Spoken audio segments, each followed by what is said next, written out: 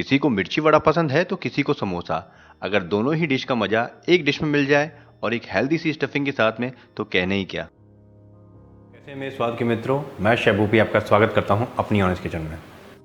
तो सबसे पहले एक डो तैयार कर लेते हैं। तो डो तैयार करने के लिए हमने 1.5 कप मैदा का इस्तेमाल किया है। मैदा कभी भी लें, हमेशा हार्ड मैदा का इस्तेमाल करें। 1.5 कप मैदा में आधा छोटा चम्मच नमक का रहेगा, आधा छोटा चम्मच अजवाइन। अजवाइन हमेशा हाथों से रगड़ के डालें, अच्छी खुशबू आती है। 4 बड़े चम्मच तेल का। तेल इसमें मोइन का काम करेगा, इससे खस्ता होंगी हमारी मिर्ची वड़ा, नहीं समोसा। तो सबसे पहले हम इस डो को मोइन कर लेते हैं, मतलब तेल और आटे को मिक्स कर लेते हैं। जब मिक्स हो जाए उसके बाद में पानी मिलाना है और एक सख्त आटा लगाना है। तो लीजिए, डो भी हमारा रेडी हो चुका है और इसको अब रेस्ट के लिए रखना है लगभग आधे घंटे के लिए। तो आधे घंटे के बीच में अपनी स्टफिंग तैयार कर लेते हैं। एक कढ़ाई के अंदर हमने 2 बड़े चम्मच तेल के लिए हैं।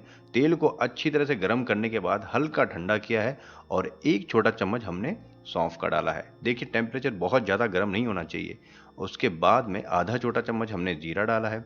हल्के हल्के से पॉप्स करेंगे। उसके बाद में एक छोटा चम्मच गोटा धनिया, मतलब साबुत धनिया।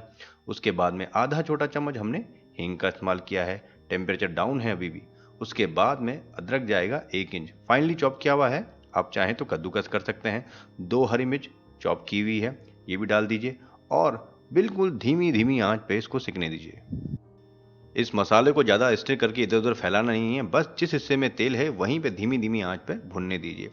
अब हल्की सी खुशबू आनी स्टार्ट हो जाएगी, स्मेल कीजिए, बहुत अच्छी खुशबू आती है। बस वहीं पे आपको आधी छोटी चम्मच हल्दी पाउडर, एक छोटा चम्मच लाल मिर्च पाउडर और एक छोटा चम्मच धनिया पाउडर डालना है।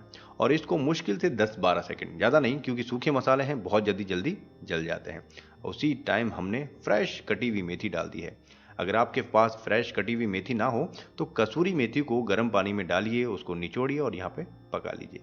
अब डालेंगे हम आलू। 5 से 6 उबले हुए आलू हैं। एक बात का ध्यान रखना है कि आलू गीला, मतलब पानी पिया हुआ नहीं होना चाहिए। नमक स्वाद अनुसार नहीं, हल्का कम डालना है, क्योंकि काला नमक भी आगे डालेंगे। अब भुनाई शुरू, मतलब आपके आलू की भुनाई शुरू। आलू में से भी टेस्ट आएगा। अब जो हम भून रहे हैं, तो आलू कढ़ाई पे चिपकना नहीं चाहिए ज़्यादा। अगर पूरी तरह से चिपक गया तो समझ लीजिए आलू की भुनाई नहीं हुई है। आलू को भूनना इस तरह से है कि वो कढ़ाई पे हल्का हल्का चिपके तो निकल जाए। ये देखिए, पूरी कढ़ाई हमारी साफ है। अब बाकी के मसालों में हम यहाँ पर डालेंगे काला नमक, आधा छोटा चम्मच, गंधक वाला फ्लेवर आता है। इसी के साथ में अमचूर पाउडर, पुराना नहीं होना चाहिए, 1 छोटा चम्मच बहुत रहेगा।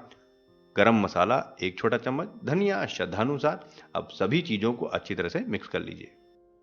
सभी चीज़ें अच्छी तरह से मिक्स हो गई है तो गैस की फ्लेम को आप यहाँ पे बंद कर सकते हैं और इस मसाले को दूसरे बर्तन में ट्रांसफ़र कर दीजिए। क्योंकि लोहे के बर्तन में पका लेना है, लेकिन उसमें खाना मत रखना, क्योंकि मेटेलिक एक टेस्ट आने लग जाता है। तो यहाँ पे हमने सारा मसाला एक बर्तन में निकाल लिया है। अब बारी आती है मिर्ची की। तो मिर्ची भावनगर या फिर सालन मिर्च जिसको कहा जाता है, इसमें तीखापन नहीं होता है। और बहुत ज़्यादा बड़ी मत लेना, बहुत बड़ी बड़ी भी मिलती है, लेकिन इतनी बड़ी बड़ी कढ़ाई हमारे पास नहीं है ना, हलवाइयों के पास होती है। हमारे को छोटी छोटी ही लेनी है। तो यहाँ पे जैसे पैन को पकड़ते हैं, उसी तरह से नाइफ को पकड़ना है और कट लगाना है। कट ऐसा लगाना है कि आर पार ना हो जाए। इस मिर्ची में बहुत ज़्यादा बीज नहीं है, बहुत ज़्यादा बीज हैं तो आप निकाल भी सकते हैं। अब स्टफिंग इस तरह से करनी है कि जो मसाला है अंदर तक चारों तरफ से फैल जाए।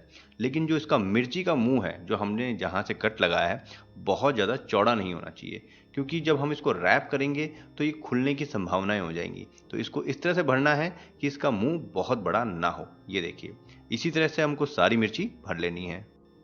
यहाँ पे डो को भी लगभग आधा घंटा हो चुका है, हल्का सा सॉफ्ट भी हुआ है। अब इसको स्मूथ करना है। 1 से 1.5 मिनट और अच्छी तरह स्मूथ कीजिए, लेकिन हाँ, पूरी तरह से इसकी सलवटें नहीं जाएंगी। जैसे रोटी का आटा होता है ना, वैसे तो बिल्कुल नहीं बनेगा, हल्का सा हार्ड ही रहेगा। तो नाइफ से काट लीजिए एक बड़े हिस्से को। उसके बाद में हाथों से इस तरह से प्रेस कीजिए और गोल नहीं बनाना है, इसको चौकोर, मतलब स्क्वायर में आपको बेलना है। जिस तरह से समोसे की पट्टी को बेला जाता है, उतना ही पतला इसको बेलना है। ये देखिए, इतना पतला, बहुत ज़्यादा मोटा भी नहीं होना चाहिए। अब यहाँ पे लंबी लंबी स्ट्रिप काट लीजिए इस तरह से। अब यहाँ पे एक पट्टी को यहाँ पे इस तरह से उठाना है और इस तरह से जहाँ पे डंठल है मिर्ची की, वहाँ पे इस तरह से इसको घुमाना है। ये देखिए, इस तरह से पहले ऊपर वाले भाग को अच्छी तरह से पैक कर दीजिए। उसके बाद में धीरे धीरे करके इस तरह से घुमाते चले जाइए। ये देखिए, एक बात का ध्यान रखना है, रैप करते टाइम बिल्कुल टाइट से इसको रैप करना है और अंगूठे से देखिए लगातार उसको दबाना है और जो पट्टी है हल्का सा उसको खींचना भी है, जिससे कि वो बिल्कुल अच्छी तरह से टाइट बन जाए। और जहाँ पे ख़त्म हुआ है वहाँ से दूसरी पट्टी स्टार्ट करनी है और फिर उसे टाइट टाइट से बांधना है।